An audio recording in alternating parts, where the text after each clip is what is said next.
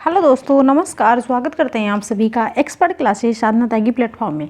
कैसे हैं आप सभी? आई होप कि स्वस्थ मस्त और ज़बरदस्त होंगे, तैयारी बेहतरीन कर रहे होंगे आने वाले एग्जाम के लिए, क्योंकि आपका जो यूपीपी का एग्ज़ाम है बहुत ही ज़्यादा करीब आ गया है। तो आपके कुछ ही दिन बचे हैं तैयारी के लिए। तो आज हम आप सभी के लेके आए हैं हिंदी के ऐसा ज़बरदस्त सेशन विराम चिन्ह, जो कि यहाँ से आप कुछ ही पंक्ति को पढ़ोगे और सारे विराम चिन्ह आपको ऐसे यूं फटाफट याद हो जाएंगे। तो चलिए क्लास को स्टार्ट करते हैं।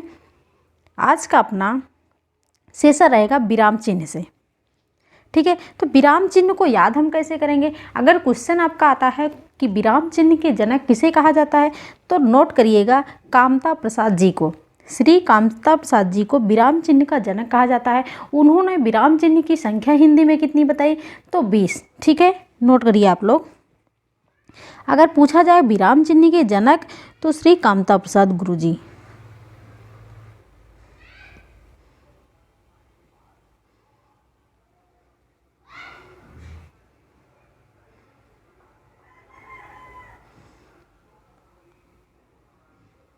श्री कामता प्रसाद जी, ठीक है। विराम चिन्ह के जनक श्री कामता प्रसाद जी, और इन्होंने विराम चिन्ह की संख्या कितनी बताई? तो 20, ठीक है। कितना आप याद रखिएगा, हमेशा याद रखिएगा। लेकिन इन्होंने विराम चिन्ह की संख्या तो 20 बताई, लेकिन आपको उतने विराम चिन्हों को पढ़ना है जो आपके एग्जाम में सबसे ज़्यादा पूछा जाता है, ठीक है। तो देखिए, यहाँ पर आपका 11 विराम चिन्ह हमने लिया है, जिसमें से आपका पूर्ण विराम, अल्प विराम, अर्धविराम, प्रश्नवाचक चिन्ह, विस्मयादिबोधक चिन्ह, योजक चिन्ह, कोष्ठक चिन्ह, उद्धरण चिन्ह और आपके लाघव चिन्ह, जिसको कहते हैं संक्षेप सूचक चिन्ह, और निर्देशक चिन्ह, त्रुटिपूरक चिन्ह या फिर हंस पद चिन्ह भी इसको कहा जाता है। तो हमने यहाँ पर इतने विराम चिन्हों को लिया है, इससे बाहर आपके एग्जाम में कुछ नहीं आने वाला है। तो देखिए, यहाँ पर हमने इसको ट्रिक बेस से आपको कैसे याद करने का तरीका बताया, जो कि बहुत ही सिंपल है। छोटे बच्चों से लेके बड़े तक ये आपकी एग्जाम में बहुत ही ज़्यादा हेल्प करेगा। तो वाक्य अंत हो पूर्ण विराम, जहाँ पर आपका वाक्य खत्म होता है वहाँ पर क्या लगाते हैं? पूर्ण विराम लगाते हैं। वाक्य अंत हो पूर्ण विराम। अल्प विराम में क्या होता है? जरा रुको तो अल्प विराम, जहाँ पर हम थोड़ा सा रुकते हैं। जैसे आज हम बाजार जा रहे हैं मीना, रीना, कविता, सरिता के साथ, यानी कि जहाँ पर हम किसी का नाम लेते हैं और वहाँ पर क्या लगाते हैं, जो हम कॉमा लगाते हैं उसको बोलते हैं अल्प विराम। जहाँ पर हम थोड़ा सा विश्राम करते हैं, थोड़ा सा रुकते हैं, तो वहाँ पर अल्प विराम होता है कि जरा रुको तो अल्प विराम। और अल्प विराम से थोड़ा ज़्यादा समझो अर्ध विराम। अगर हम अल्प विराम से थोड़ा सा ज़्यादा रुकते हैं, ठीक है, अगर हम अल्प विराम से थोड़ा सा ज़्यादा रुकते हैं, जैसे हो गया जो ठीक था मैंने वही किया, अब इसका परिणाम चाहे कुछ भी हो, जहाँ पर हम अल्प विराम से थोड़ा सा ज़्यादा रुकते हैं वहाँ पर होता है अर्ध विराम, होता है प्रश्नवाचक चिन्ह। कुछ पूछो तो प्रश्न चिन्ह आप सभी का रटा है। आप हमेशा कहते हो क्या कर रहे हो, कहाँ जा रहे हो, अगर कुछ पूछो तो प्रश्न चिन्ह का प्रयोग किया जाता है। और महसूस करो विस्मय को तो विस्मयादिबोधक कहलाता है, यानी कि जहाँ पर आप खुशी को महसूस करते हो, दुख को महसूस करते हो, घृणा को महसूस करते हो, विस्मय को महसूस करते हो, वहाँ पर जहाँ पर आप चीज़ें महसूस करते हो, आश्चर्यचकित होते हो, वहाँ पर विस्मयादिबोधक चिन्हों का प्रयोग किया जाता है, ठीक है। कि महसूस करो विस्मय को तो विस्मयादिबोधक कहलाते हैं, यानी कि आपको एग्जाम में मिल जाए कि छी इनके कपड़े तो बहुत गंदे हैं, इसमें कौन सा विराम चिन्ह का प्रयोग हुआ है, तो वहाँ पर क्या होगा भाई? घृणा की बात की जा रही है। जब घृणा की बात की जाती है, विस्मयादिबोधक चिन्ह। आपके घर कोई आ गया और आप आश्चर्यचकित हो गए उसको देख के, वाह कब आए, तब समझ लीजिए विस्मयादिबोधक चिन्ह हो गया। क्लियर? जहाँ पर हम चीज़ें महसूस करते हैं विस्मयादिबोधक चिन्हों का प्रयोग होता है। योजक चिन्ह, दो शब्दों को जोड़े योजक चिन्ह। आपने द्वंद्व समास पढ़ा। द्वंद्व समास में क्या होता है? दोनों पद बराबर होते हैं, जैसे रात दिन, माता पिता, लेकिन उसमें क्या होता है? पहला पद का दूसरा अपोजिट होता है।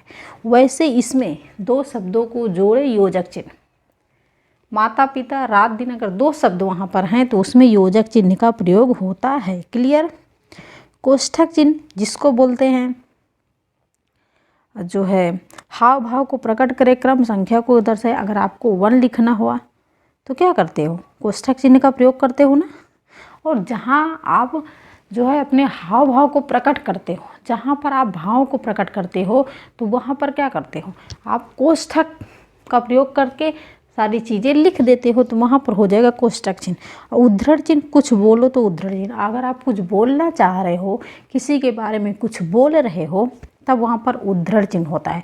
उद्धरण चिन्ह का मतलब होता है, इसमें 2 चिन्ह होते हैं, एक होते हैं सिंगल इन्वर्टेड कामा और डबल इन्वर्टेड कामा, यानी कि एक गहरे उद्धरण चिन्ह और दोहरे उद्धरण चिन्ह। आगे देखिए आप, लाघव चिन्ह, बड़ा को छोटा कर दे लाघव चिन्ह।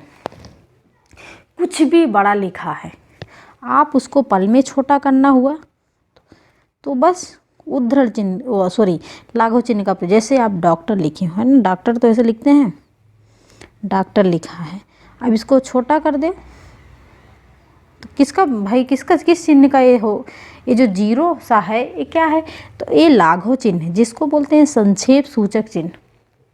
क्लियर। निर्देशक चिन्ह, जब वाक्य में निर्देशों वाले निर्देशक चिन्हों की बारी, जहाँ पर आपको कोई कुछ कह रहा है, गुरुजी ने कहा कि गाय पर निबंध लिखिए, तो गुरुजी ने क्या कर रहे हैं भाई, गुरुजी निर्देश तो दे रहे हैं कि इस वाक्य पे क्या करिए, निबंध लिखिए, तो वहाँ पर हो गया निर्देशक चिन्ह, जहाँ पर आपको निर्देश मिल रहा हो गया। और त्रुटिपूरक चिन्ह, कुछ छूट गया तो लिख दो, बस लगा दो उसमें त्रुटिपूरक। अगर आप कोई वाक्य की पूर्ति कर रहे हैं और बीच में क्या हो गया, आपका कुछ गायब हो गया, तो आप वहाँ पर ऐसे चिन्ह का प्रयोग कर दीजिए, आप वाक्य को पूरा कर दीजिए। अब हम इसको पढ़ के दिखाएंगे कि आप याद कैसे करेंगे।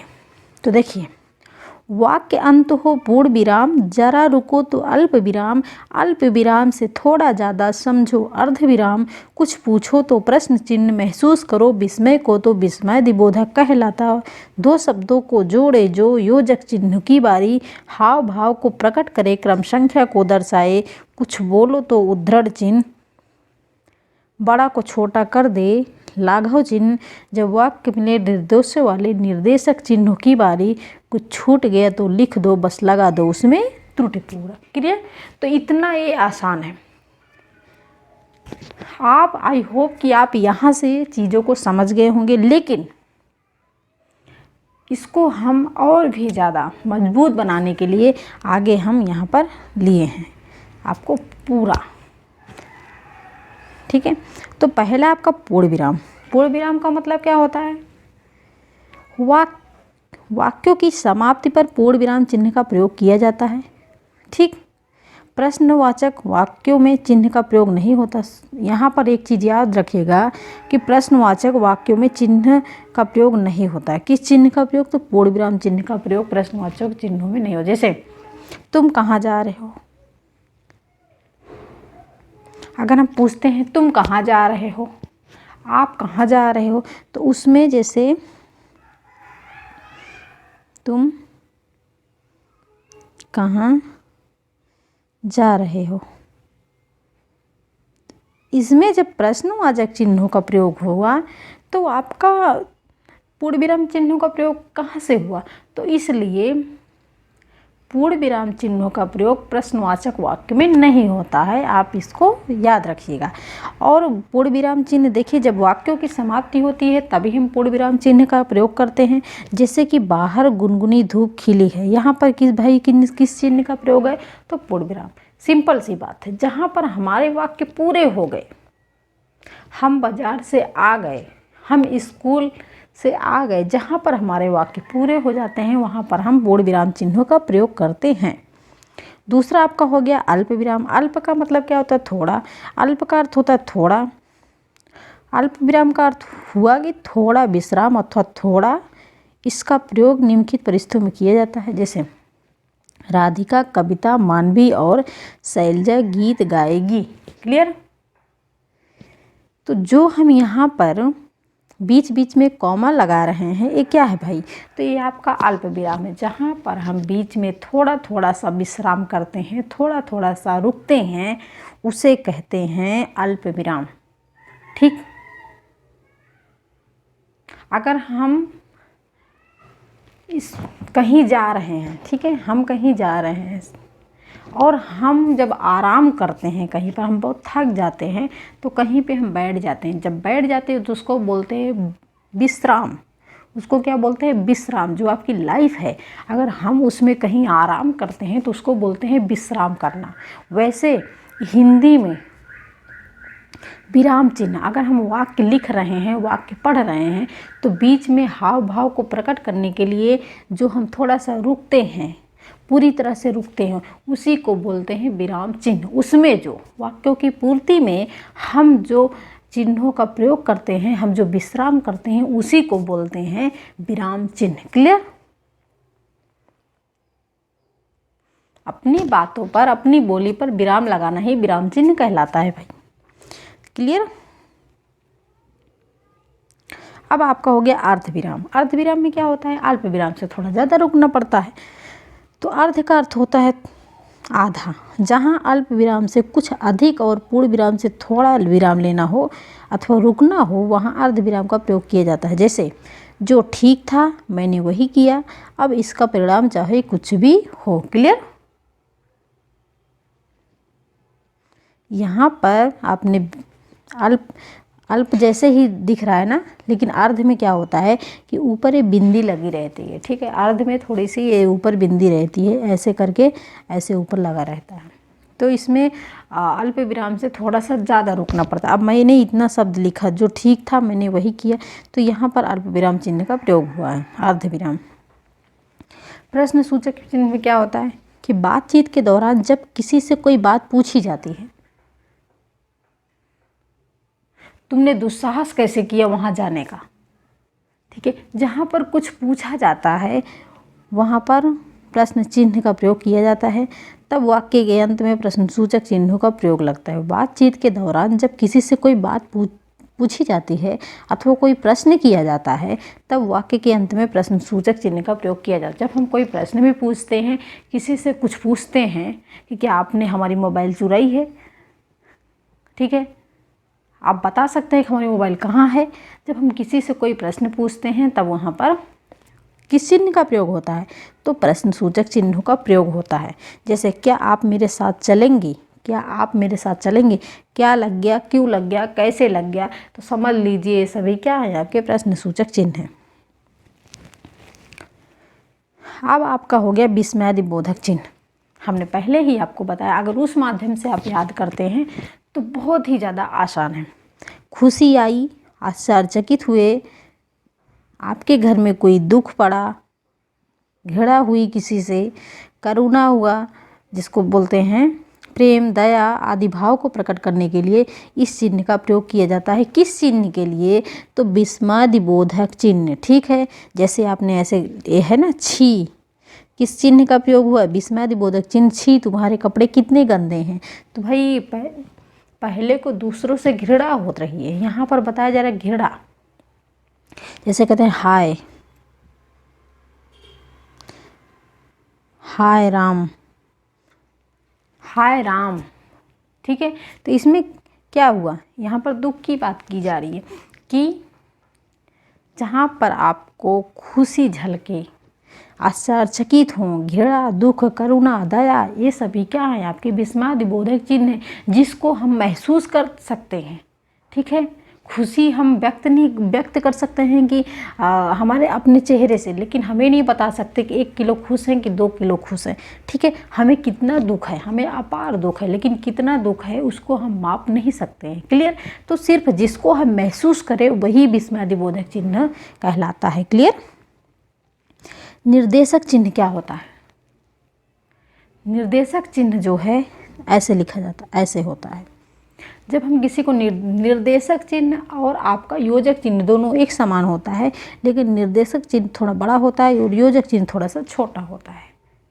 ठीक, जैसे कोई भी निर्देश अथवा सूचना देने वाले वाक्य के बाद निर्देशक चिन्ह का प्रयोग किया जाता है। अगर कोई हमें आदेश देता है कि जाओ 1 गिलास पानी लेके आओ, या फिर कोई हमें आदेश दिया कि किसी एक विषय पर निबंध लिखो, ठीक है। जैसे यहाँ पर देखिए, किसी एक विषय पर निबंध लिखो, यहाँ पर निर्देशक चिन्ह लगाया गया है। निबंध का नाम मेरा प्रिय मित्र अथवा मेरा भारत महान, किस पे निबंध लिखना है, यानी कि टीचर ने कहा कि किसी एक विषय पर निबंध लिखो। क्या दिया भाई, आदेश दिया कि मेरा प्रिय मित्र अथवा मेरा भारत महान, दोनों में किसी एक पर निबंध लिखो। क्लियर।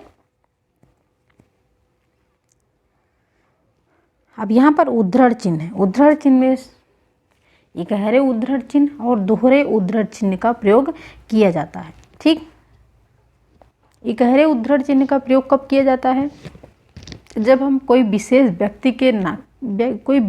व्यक्ति का नाम लिख रहे होते हैं, पुस्तक कोई लिख रहे होते हैं, ग्रंथ लिख रहे होते हैं, कविता के नाम लिख रहे होते हैं। ठीक है, तब जो है हम इकहरे उद्धरण चिन्ह का प्रयोग करते हैं। और दोहरे उद्धरण चिन्ह का प्रयोग कब करते हैं, ठीक है, तो दोहरे उद्धरण चिन्ह का प्रयोग करते हैं जैसे किसी के कथन या वाक्य को उसी रूप में प्रस्तुत करते समय दोहरे उद्धरण चिन्ह का प्रयोग करते हैं। जैसे कि महात्मा गांधी ने कहा था करो या मरो, तो महात्मा गांधी ने कहा था, उसके शब्दों को हमने उसी भाव में प्रकट कर दिया। जब उसी भाव में प्रकट कर दिया तो वहाँ पर दोहरे उद्धरण चिन्ह का प्रयोग किया। क्लियर। जैसे उद्धरण चिन्ह दो प्रकार के होते हैं, इकहरे उद्धरण चिन्ह और दोहरे उद्धरण चिन्ह। तो कहाँ कौन से उद्धरण चिन्ह का प्रयोग किया जाता है ये आपको, और एग्जाम में आपको ये चिन्ह लगे हुए दिखेंगे, आपको तो पहचानना होगा। इकहरे उद्धरण चिन्ह का प्रयोग किसी विशेष व्यक्ति के उपनाम, पुस्तक कोई लिखना हो, ग्रंथ लिखी हो, कविता हो कि नाम आदि को प्रकट करने के लिए किया जाता है। जैसे मैथिली शरण गुप्त, तो मैथिली शरण गुप्त क्या है, ये नाम है ना, ये गुप्त का है भाई, उपनाम है, तो इसलिए यहाँ पर इकहरे उद्धरण चिन्ह का प्रयोग किया। अब दोहरे उद्धरण चिन्ह का प्रयोग कहाँ किया जाएगा, जैसे महात्मा गांधी ने कहा, महात्मा गांधी ने क्या कहा भाई कि करो या मरो, है ना। तो यहाँ पर किसका उद्धरण चिन्ह का प्रयोग किया, दोहरा उद्धरण चिन्ह, कि महात्मा गांधी ने कहा कि करो या मरो। तो जो करो या मरो है उसको महात्मा गांधी ने कहा है, उसी शब्दों में हमने प्रयोग कर दिया। ठीक, अब आती है बारी कोष्ठक चिन्ह। कोष्ठक चिन्ह कैसा होता है, तो ऐसा होता है। ठीक है, कोष्ठक चिन्ह का प्रयोग हम कहाँ करते हैं, इस चिन्ह का प्रयोग निम्नलिखित परिस्थितियों में किया जाता है। संवाद लेखन के समय पात्रों के हाव भाव प्रकट करने के लिए, जब कोई संवाद हम लिख रहे होते हैं, लेखन लिख रहे होते हैं, जहाँ पर हमें चीज़ें समझ नहीं आती, तो वहाँ पर हम समझाने के लिए कोष्ठक चिन्ह का प्रयोग करके एकदम विशेष संक्षिप्त में समझा देते हैं। जैसे युवक गुस्से से मेरा रास्ता रोकने का साहस तुमने कैसे किया। तो यहाँ पर युवक है, अगर हम कोष्ठक चिन्ह का प्रयोग नहीं किए होते तो समझ कैसे आता कि वो गुस्से में बोल रहा है या फिर खुशी में बोल रहा है। तो युवक कह रहा है कि मेरा रास्ता रोकने का साहस तुमने कैसे किया, लेकिन किस में कहा, तो गुस्से में कहा। तो गुस्सा जो है इसी को समझाने के लिए हमने कोष्ठक चिन्हों का प्रयोग किया। क्लियर।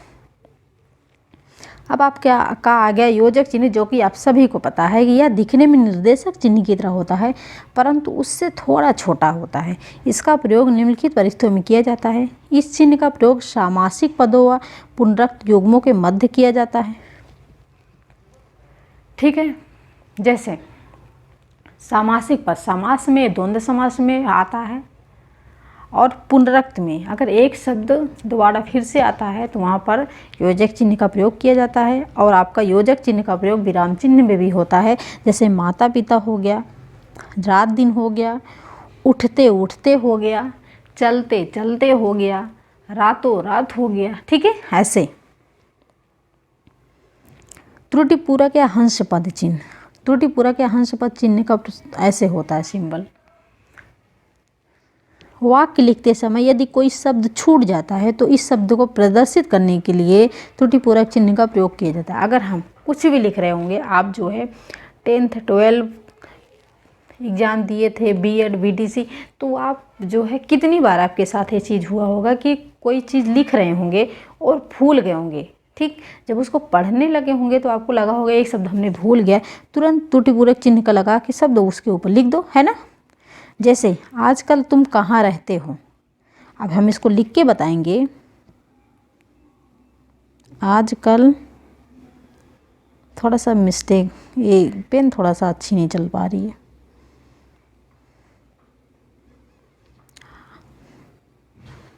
आजकल तुम रहते हो, ठीक है। अब आजकल तुम रहते हो कहाँ, तो मैंने भूल गया। जब कहाँ भूल गया तो आप यहाँ पर त्रुटि पूरक चिन्ह लगा के ऊपर लिख दीजिए कहाँ, ठीक। अगर कोई चीज़ हम भूल जाते हैं और हमें उसको दो लिखना हुआ तो त्रुटि पूरक चिन्ह का चिन्ह लगा के हम लिख सकते हैं। कुछ छूट गया तो लिख दो, बस लगा दो उसमें त्रुटि पूरक। अगर कुछ छूट गया तो उसको लिख डालो, लेकिन याद रहे त्रुटि पूरक चिन्ह का प्रयोग जरूर करिए, जिससे नज़र उसी पे डले कि कहाँ कुछ छूट गया है। उसके बाद आपका हो गया लाघव चिन्ह। लाघव चिन्ह आपने देखा होगा, आपको इंजीनियर लिखना हुआ, डॉक्टर लिखना हुआ, प्रोफेसर लिखना हुआ, उत्तर प्रदेश लिखते हैं आप तो क्या लगाते हैं, वो बड़ा सा उत्तर प्रदेश लिखा रहता है तो अपने छोटी सी जगह में उसको बस घुसा देते हैं लाघव चिन्ह का प्रयोग करके, है ना। तो जब किसी बड़े या तथा प्रसिद्ध शब्द को संक्षेप में लिखा जाता है तब लिखने के लिए उस शब्द का पहला अक्षर लिखकर उसके आगे शून्य लगा देते हैं। यह शून्य ही लाघव चिन्ह कहलाता है। शून्य ही लाघव चिन्ह, जैसे प्रोफेसर के आगे प्रो लिख दिए, पंडित के आगे पंग लिख दिए, कृपया पन्ना उलटिए, तो यहाँ पर ऐसे तो लिखते हैं कृपया पन्ना उलटिए, ऐसे तो लिखते हैं, है ना। उत्तर प्रदेश लिखना हुआ, उत्तर प्रदेश ऐसा लिखते हैं। जो बीच में गोला गोला है यही तो क्या है, यही तो आपका लाघव चिन्ह है। क्लियर। तो यही इतना भाई आप लोग पढ़ लीजिए, इससे बाहर आपके एग्जाम में कुछ भी नहीं आने वाला है। और हो सके तो इस वीडियो को आप शेयर करिए, जिससे और भी लोग इस वीडियो की हेल्प से काफ़ी ज़्यादा सीख सकें। तो thanks for watching video. This is Sadhana Tyagi expert classes. Video को लाइक शेयर सब्सक्राइब और वीडियो को शेयर जरूर कीजिएगा।